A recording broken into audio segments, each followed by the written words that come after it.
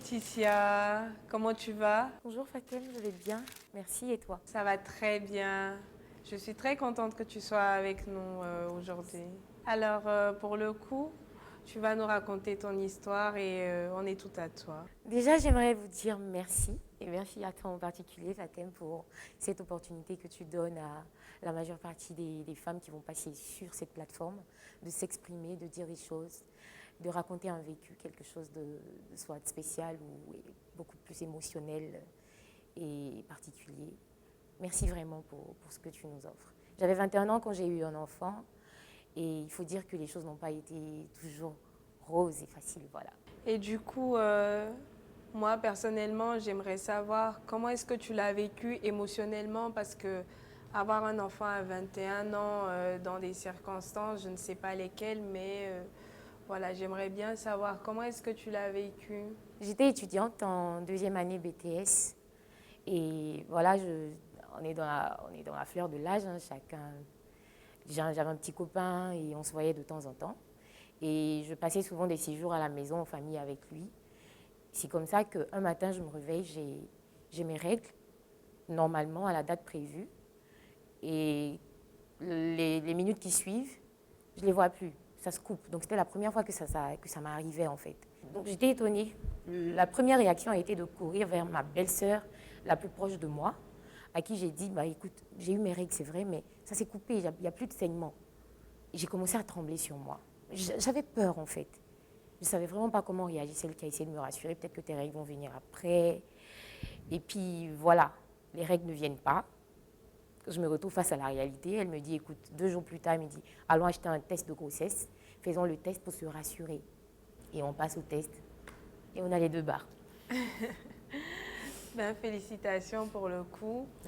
Et j'aimerais savoir comment est-ce que tu as réagi quand tu as su que tu étais enceinte? Comment est-ce que le père il a réagi, la famille, l'entourage, comment est-ce qu'ils ont réagi? Déjà, ce n'était pas dans nos plans. Moi, j'étais à l'école. Voilà, j'avais des projets. Pour moi, c'était finir mes cours, mes études. Je faisais BTS en logistique.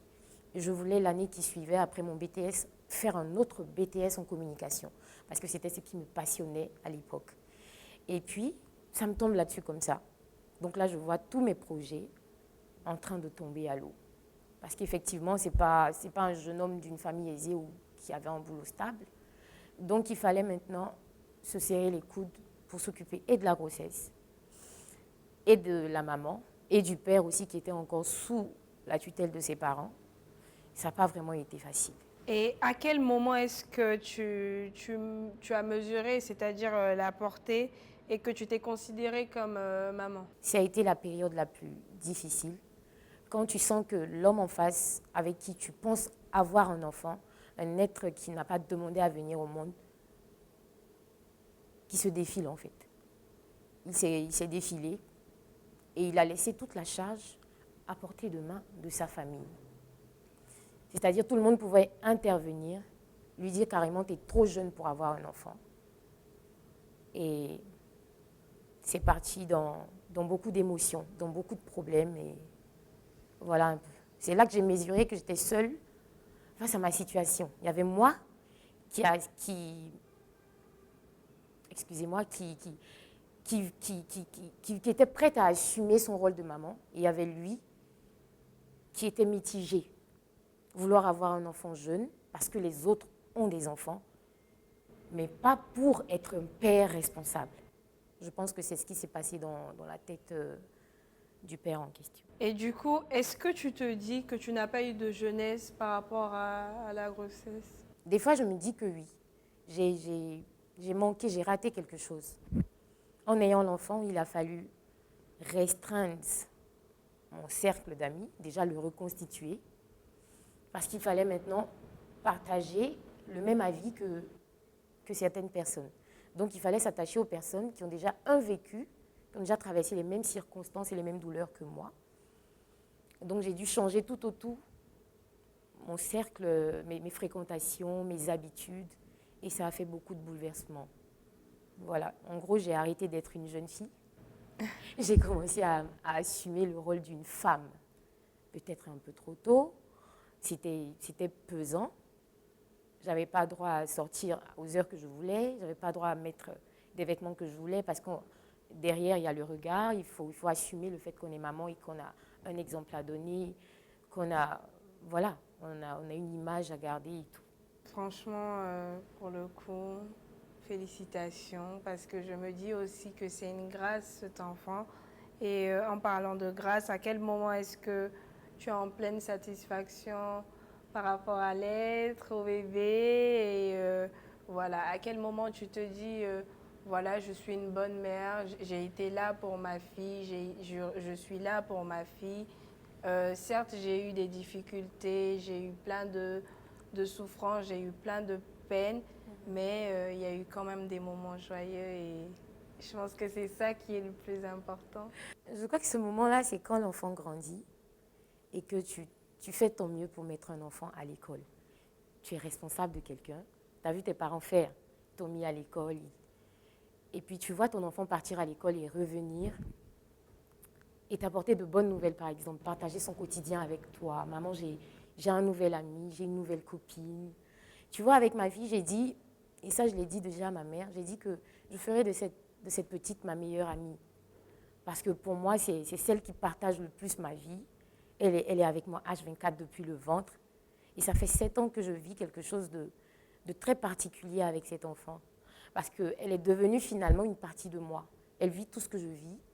Et tu vois, le plus drôle dans l'histoire, c'est quand ton enfant grandit et qu'il est à mesure de te dire, maman, écoute, même si demain tu as le pied cassé, je sais que tu es ma maman. Je ne t'abandonnerai pas. Et ça, pour moi, c'est des choses qui touchent. Et excusez-moi. Ah, on va pas pleurer. Non, sérieux. Et un jour, j'ai entendu un ami qui est dans une situation assez aisée, il a une famille et tout, me dire comment tu fais. Je regarde ta fille, je sais que tu n'as pas les grands moyens, mais ton enfant est tout simplement, elle est belle, elle est intelligente, et puis tu la mets à côté d'un enfant qui vit dans une famille aisée. Il n'y a pas de match comme on le dit. Ta fille est propre, tu en prends soin. Comment tu fais pour gérer tout ça? Puis je lui ai dit, c'est la grâce de Dieu. Je ne fais pas exprès, je ne fais pas semblant non plus. J'essaie juste d'adopter une attitude saine et j'essaie de l'éduquer au mieux que je peux. Lui donner une vie que je n'ai pas eue sur tout ça. En tout cas, c'était très émouvant, c'était très beau et moi personnellement, je suis fière de toi, Laetitia, je suis fière de toi. Je suis fière de pouvoir dire que tu es une belle maman. Merci. Mais non, ça va. Oui, ça va. Franchement, félicitations, je suis vraiment fière de toi. Et je tiens à ce que tu continues toujours sur cette lancée-là, que tu sois toujours là pour ta fille, que tu continues à te battre comme une lionne pour ta fille. Et voilà, que tu profites aussi d'elle parce que c'est un petit joyau. Donc voilà un peu ce que moi j'ai à dire. C'est vrai que ça n'a pas été facile, ça a été difficile. Il y a eu des moments de pleurs, de joie, de tristesse. J'en ai coulé des larmes avec mon enfant et derrière elle quand elle dormait. Mais je peux aujourd'hui affirmer que je suis une maman.